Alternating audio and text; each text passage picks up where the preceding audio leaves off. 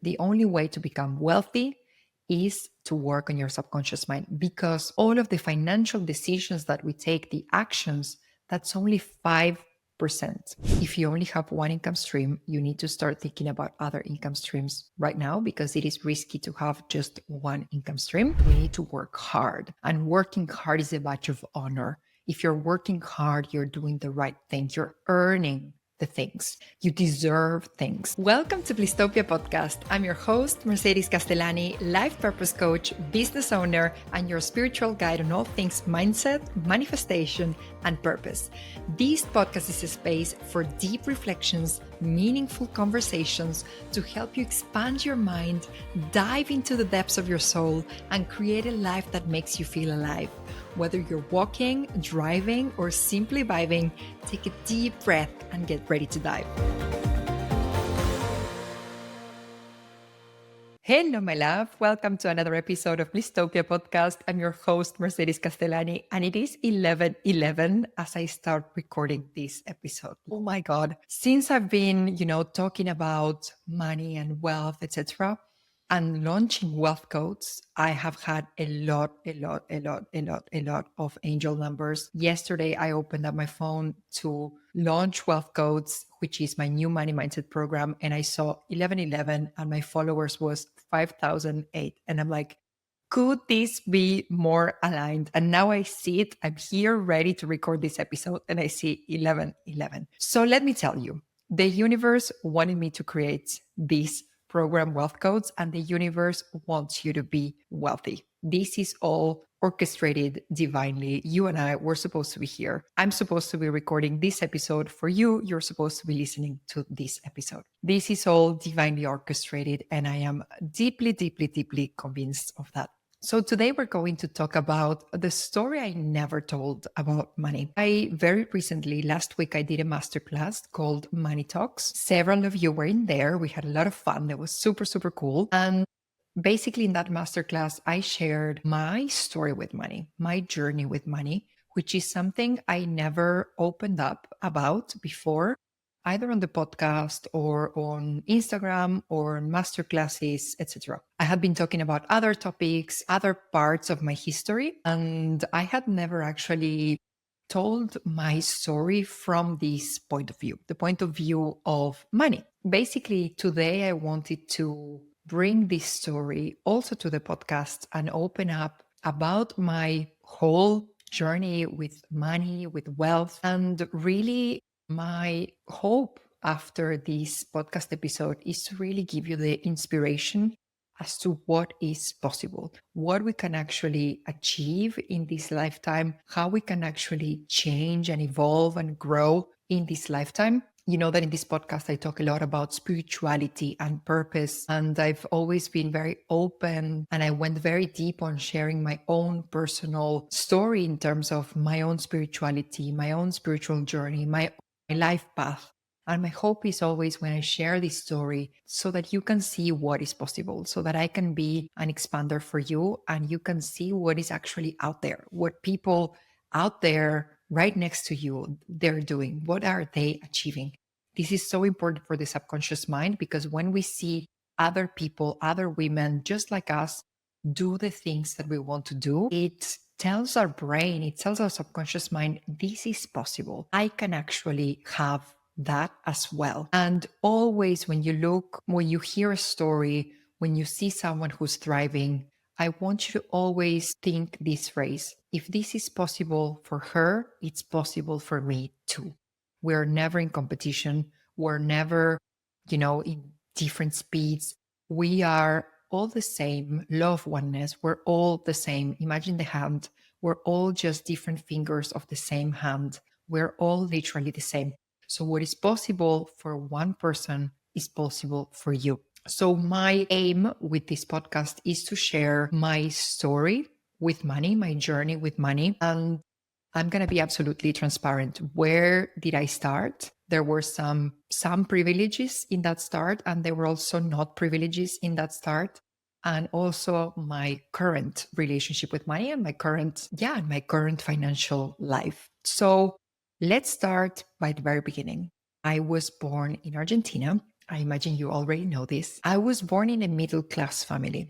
So my parents were very, very hardworking people. My dad was a civil engineer. My mom was a biochemist. And basically, they did have education. So they did go to college and they did have education. But they were very, very, very, very, very hardworking. I would say when I grew up, we were actually like low middle class because we were always kind of struggling. Even though my parents were educated, the context of Argentina made it so difficult for them that we were always struggling. So my parents were really extremely hardworking people. And the same for my grandparents. They were all very hardworking people.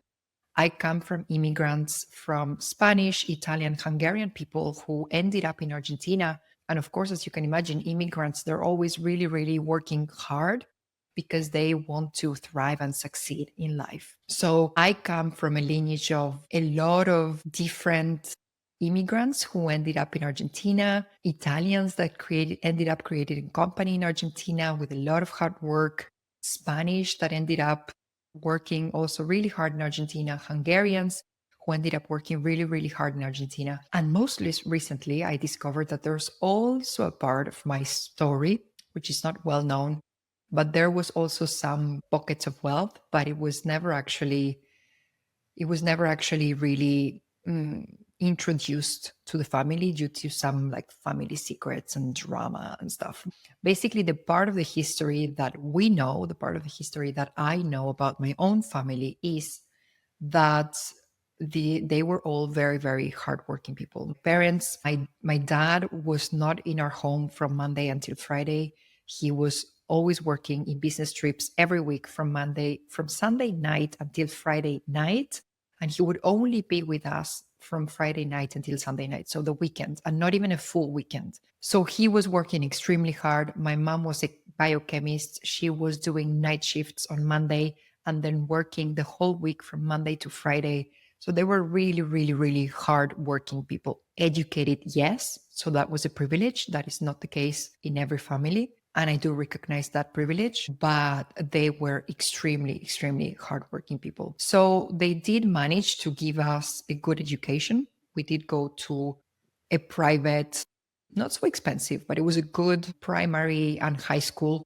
So we did get good education. We did have all of our needs met. We always had the same house. We never lacked a roof. We always had food. We never starved. We were never hungry. So that is a privilege. That is not the case for everybody. We always had education. We always had a roof. We always had food. And that is a privilege. But that was it. It was just enough to cover our needs. That was it. We could never go into our wants. We could never have that extra Barbie, that extra toy, that extra thing, extra pens that shine and that every girl wants. We could never have the extra things. We could only have just enough to cover our needs. And in my family, my grandparents, my great grandparents, my own parents, there was always this sense of we need to make sacrifices. We need to work hard. And working hard is a badge of honor. If you're working hard, you're doing the right thing. You're earning the things. You deserve things. So they were extremely hardworking. And my mom was always anxious about money, always anxious, always fearful that we wouldn't have enough, because she was the one handling the finances. So basically, because my dad wasn't at home during the week, he would basically, as soon as he would receive his salary, he would give pretty much all of his money to my mom. And then my mom would handle the finances. So on one side, that's a cool thing because I did see a woman handling finances, which is not the case in many families. Usually, up until now, usually it's the man that handles the finances. So I was lucky to see my mom handling the finances. The issue is that she was always anxious about money.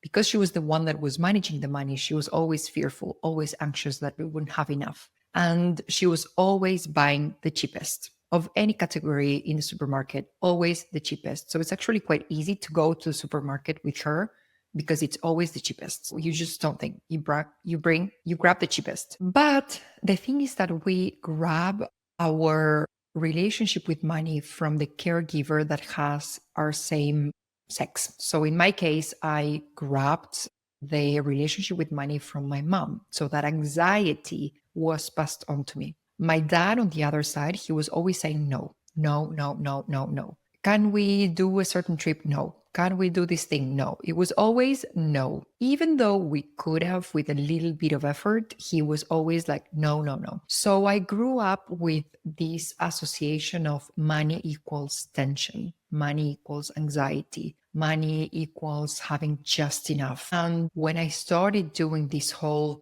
money mindset transformation around my relationship with money, and I started doing somatic work, so integrating my body into the practices that I was doing, I realized that there was in my body this sense of coldness. Things are metallic, things are uncomfortable. And it is because in my home, we always had a roof, but things were cold, things were metallic, things were uncomfortable. Like it was not nice to be in my home. It was always cold, big, metallic, uncomfortable. And then I had to actually do this work, go into my body and rewire my body for new sensations, rewire my body for comfort, rewire my body for warmth, rewire my body for things that are beautiful and tidy and clean. And I had to integrate all of these things inside of my body because our subconscious mind is in our body. So we need to integrate the body into the work that we do. Now, it is important to say that I was born in Argentina. And Argentina is one of the most unstable countries and economies in the world. Last year in 2024, we had a 117% inflation. And it's just wild. Like people in Europe are complaining about a 3, 4, 7, 10% inflation. In Argentina, we had 117% inflation. So imagine that prices more than doubled in 1 year. And that's just 1 year. Imagine the history of Argentina. What can happen within a decade if in 1 year prices are doubling? So what happens is that in Argentina, you talk to any Argentinian, there is collective money trauma because we all grew up with this very unstable economy. So the beliefs that we hold about money are you can't trust money, you could lose it all, money flies away. Money, it's not an energy that we trust because we've seen our parents, our grandparents maybe put their money on the bank and then not being able to grab that money the next day. So this truly happened in 2001. People had their savings in a bank account and they had their life savings, like their whole savings in bank accounts. And then they went to the bank and they were like, no, you cannot access your money. What?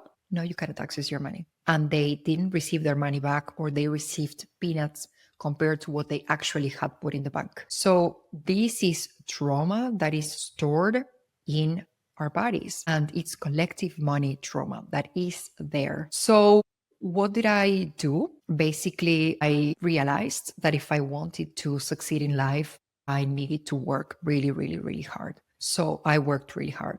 And working hard was studying hard when I was in primary school, secondary school, and university. So I can guarantee that I was studying hard as fuck, working hard as fuck. And that did lead me somewhere. I was always top student or in the top 3, top 5, always top student, always great grades in primary school, in high school, in university, always, absolutely always. And that hard work allowed me to progress in life. So I am very grateful to the version of me who would wake up at 5 a.m. and study a little bit more just before the exam. I am really grateful to that version of me who put in the hours because thanks to that hard work, I was able to study in the best business school in Argentina, which is a private school that my parents could not afford, with a 100% scholarship. And then, because I worked extremely hard in the best business school in Argentina, I was able to gain another 100% scholarship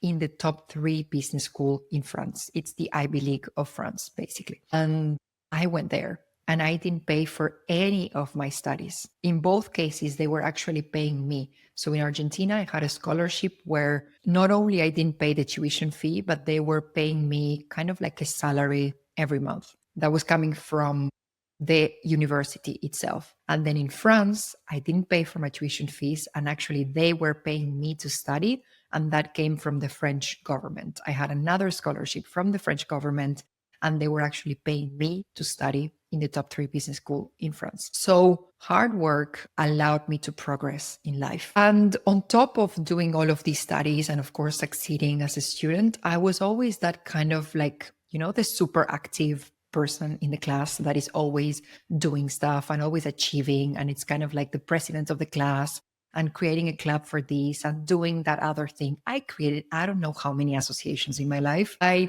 was the president of I don't know how many classes in my life. I was always the one that was studying hard and that was doing all of these kind of things and having a lot of fun. Frankly, I loved all of these things. But the issue was that I was always restless, always doing, always achieving. And deep down, all of this was happening because I had a worth. My self-worth was based on my achievements. In my mind, it was like, I do, therefore I am. I do, therefore I deserve. I achieve, therefore I am loved. So literally my self-love, my self-worth was based on my achievements. So this took me, it allowed me to progress in life, but it didn't come from a nice, grounded, wholesome place. Then I graduated myself and I started my corporate career.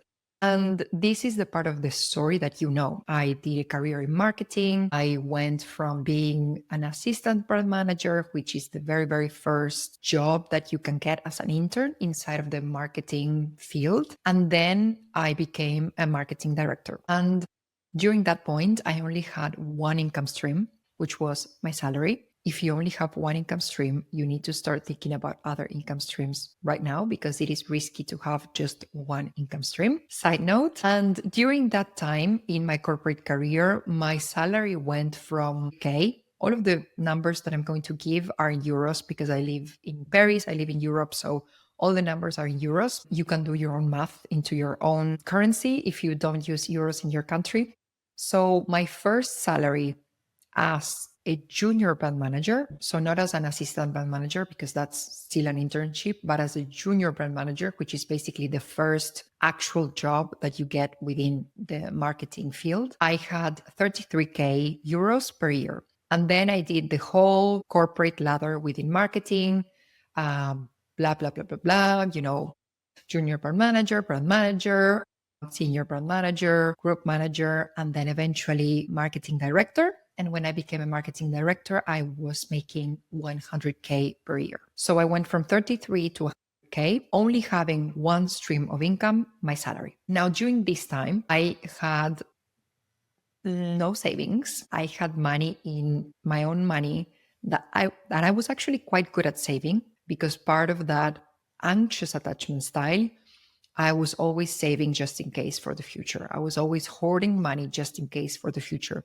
But the issue was that I had all of that money in my regular bank account, not even a high yield savings account, not even a savings account that was paying interest. So I had money sitting there, losing its value because of inflation. Even though inflation in Europe is very mild, you're still losing 2%, 3%, 4% every year, whatever the inflation is during that year. And I had the money just sitting there, zero interest rate. I had no investments because I had this belief that investments are too difficult and I cannot do it. And mind you, I studied business and I had financial courses, but they teach you finances for corporations. They don't teach you personal finances. So I had this belief that personal finances, investments were too complicated. So I was hoarding money, it was sitting there, and I had zero interest, zero investments. Then I decided to become a business owner. I decided that I wanted to leave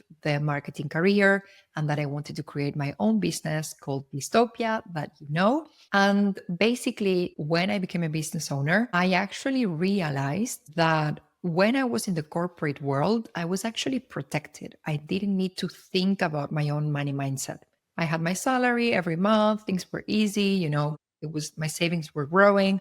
I was not investing, I was not saving with interest. But when I became a business owner, I realized, because you start looking into all of your things, if you think a relationship is a mirror, having a business is the ultimate mirror. It's going to show you all of your shit. It's going to bring all of the shit to the surface. But it's an amazing thing because then you can look into them. So I became a business owner and my lack mindset appeared. And I realized, oh my God, there's a whole topic that I need to work on. And I realized that money mindset was the thing that was going to make or break my business. And basically, I became absolutely obsessed with the topic for several years. I would say at least 2 years obsessed with the topic. I took absolutely every money mindset course that I found, read absolutely every book that I found, or money mindset, wealth, etc. I listened to hours and hours and hours of podcasts. I did the whole thing. I trained myself with the best people. I trained myself with Tony Robbins. I trained myself with Joe Dispenza. I trained with Manifestation Babe. I trained with Samantha Daly. I trained with Jess Martin. I trained with so many people. And then I read so many books. And then I listened to so many podcasts. I literally became obsessed with the topic. I think that's kind of like because I was born in the cusp between Libra and Scorpio on the 22nd of October. I think this is the bit where you can see my Scorpio side. When I go into something, I go all in nonstop, obsessively.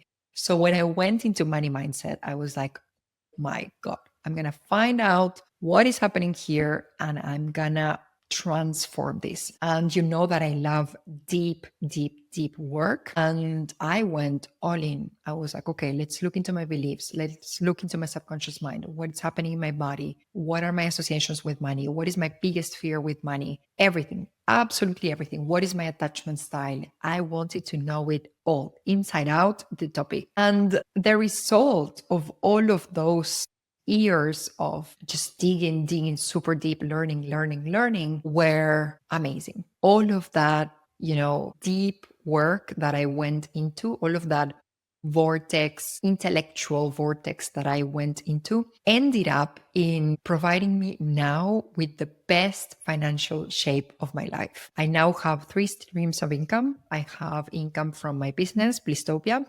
I have income from rent from an apartment I bought in Madrid when I was living there. And I have also dividends that I receive from my stocks. I also have a peace fund. So basically, I know that many people in the industry call this an emergency fund. Do not call an emergency fund, because if you say you have an emergency fund, what are you attracting? Emergencies. If you say that you have a peace fund, what are you attracting? Peace. So I have a peace fund.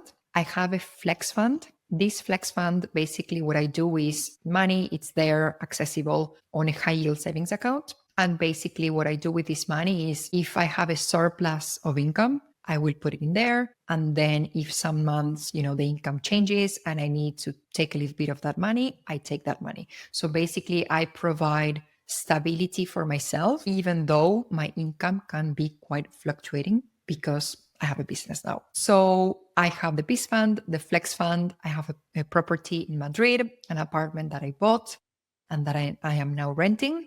And I have a diversified portfolio of investments. I have ETFs, I have bonds, all sorts of ETFs and all sorts of bonds. I have gold. I have shares in some specific companies that I absolutely love what they do when I truly, truly, truly believe in their mission. For example, they are linked to sustainability and I deeply believe in what they do, or they are linked to empowering women and I deeply believe in what they do.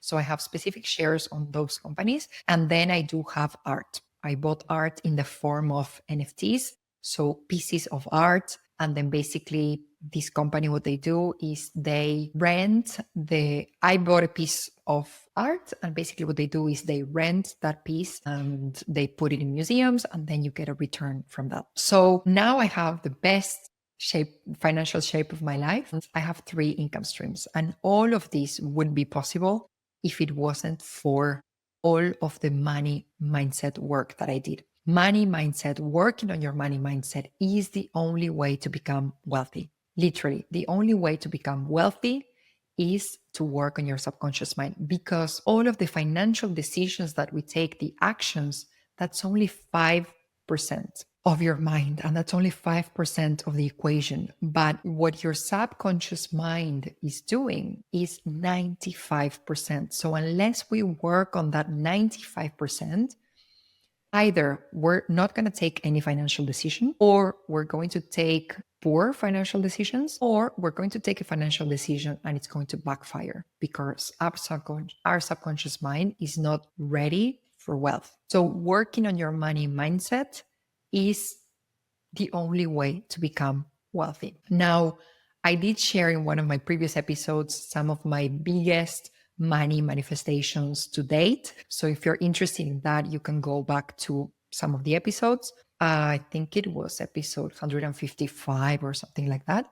556, 155 or 56, where I share some of the biggest manifestations that I've had up until now. And my idea literally behind this podcast episode is to share with you what is possible. What is possible? We can come from a low middle class in a very unstable country, and you can become a wealthy woman with 3 income streams and counting. The average millionaire has 7. So I still have room to go. I have 3. I have 3. We still have room to go. But what I want to share with you is it is possible to change. It is possible to have a much better financial shape. And this is in your hands. When you work on your money mindset, you open up to wealth from all different kinds of sources. It can come from your salary. It can come from a business. It can come from rent. It can come from dividends. It can come from buying assets that appreciate over time. It can come from you winning a prize. It can come from tax returns. It can come from completely unexpected revenue. It can come from you receiving free hotels, free upgrades. Money can come to you in so many ways, not just your salary, not just your business. It can come from so many other ways. And this is the beauty. When you work on your money mindset, you open up the floodgates of abundance, and you're ready for abundance. You're ready to claim abundance. The universe is going to shower you in so many different ways, and you just need to be there, open to receive. And when you receive, say, thank you. I received this. Thank you. Just receiving all of the abundance that the universe is sending your way. So if you're ready to step into this level of wealth, abundance, overflow, you need to know this. My new program is out. Wealth Codes is out. It's open for enrollment. Wealth Codes is the money mindset program that will take your relationship with money and your finances to the next level in 9 powerful weeks. When you join Wealth Codes, you receive a powerful money manifestation method. This is the method that I use, and this is all of the money mindset content that you need to know. You will receive 9 mind-blowing modules. I've literally curated this after working with several clients on private coaching. I realized there are 9 fundamental topics that always come up. So I've structured the program with those 9 fundamental topics that come out, and I created 9 mind-blowing modules just for you. You're going to have 5 live sessions with me. You and I, we're going to be there, and a bunch of other magnificent women. We're going to have an opening ceremony, 3 live Q&As, so you can ask all of your questions, and then we're going to have a closing ceremony. You will also get access to the Vault. The Vault is the place where you will find a bunch of meditations, a bunch of hypnosis, EFT tapping, sound healing, podcast episodes, books, recommendations, all of the things, different resources that are going to elevate your frequency. Then you're going to have access to an electric group chat with other badass, ambitious women just like you. And then you're going to have lifetime access to this program. So basically what this means is you're joining this edition. This is the first edition of this program. I am so excited to be launching this. And when you join, you get lifetime access. So I am going to be upgrading the program in the future, adding new things, new material, new perspectives, and you're going to get access to all of these future upgrades in the future as well when you join now in this first edition. So this is for you if you have a salary or an income that is okay on paper, but money is still an issue. You've tried to put your finances under control in the past, but for some reason, it's just not working. You know you're meant for more freedom, more fun, more peace, more expansion, more luxury. You're ready to commit for 9 weeks to take your relationship with money to the next level. You're ready to invest in yourself, both in terms of your time for 9 weeks and financial resources. And you know that you want to learn the fundamentals of money mindset and money manifestation from a coach you like, know, and trust. So Wealth Codes is now open for enrollment. I am so happy to welcome all of the amazing women that are going to join. I cannot wait to see all of your names pop up in there so I can know who are going to be the next wealthy women. And just remember that doors closed on August 3rd at midnight. So if you want to get into this program, we only have 2 weeks to get you inside of this program. August 3rd at midnight, doors close. So get in while you can, because we are going to expand into a whole new level together. I cannot wait to see these women. I'm already visualizing an amazing group of women. We're going to have so much fun. I can already see the group chat popping with really fun pictures, fun comments. We're going to have a lot of fun together. We're going to expand ourselves into a new level of abundance. And just remember, as we start closing this episode, just remember that regardless of your age, regardless of your skills, regardless of where you are in life right now, regardless of the mistakes that you've made, regardless of the family that you were born into, regardless of the macroeconomic context of your country, abundance is your birthright. You are here on planet Earth, living, breathing. You deserve abundance. Everybody deserves love. Everybody deserves peace. Everybody deserves abundance. And you deserve abundance as well. So I am going to see you inside of Wealth Codes. Get your name in there. I want to see you in there, stepping up into the wealthy woman you were born to be. See you inside of Wealth Codes. You're going to find the link in the show notes. Click the link, get in there. I will see you inside of Wealth Codes to blow your mind and take you to the next level in life. See you inside of Wealth Codes. And in the meantime, in Blisstopia we trust.